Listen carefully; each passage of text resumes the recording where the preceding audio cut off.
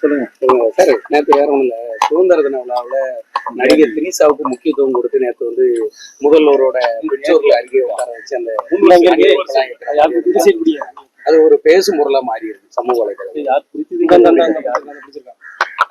இந்த நாடு எங்கே போய் கொண்டிருக்கிறது என்ற வினா எழுப்பப்பட்டிருக்கிறது.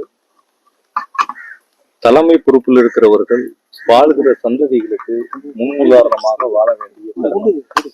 இதுதான் என்னுடைய பதில்.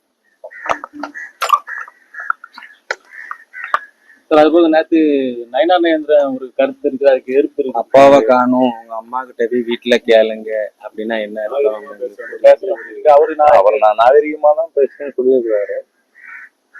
நான் ஒரு நயனா நயந்திரன் சட்டமன்றத்துல எல்லாம் பார்த்திருக்கிறேன். அரசியல் கட்சியை தாண்டி சட்டமன்றத்துக்குள்ள ஒரு நாகரிகமா தான் பேசி இருக்கிறாரு. இந்த விஷயத்தை பொறுத்த வரைக்கும் எல்லாமே யதார்த்தமான ஒரு விஷயம்தான் அது.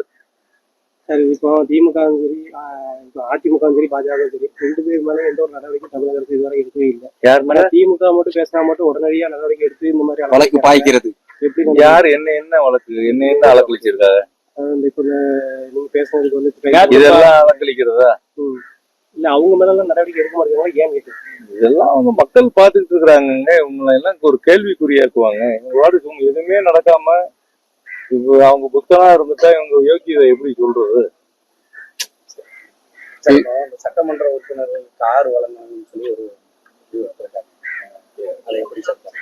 விஷயமா இன்னும் முழுமையா ஜீவோ வரல, வந்தா பார்க்கலாம்.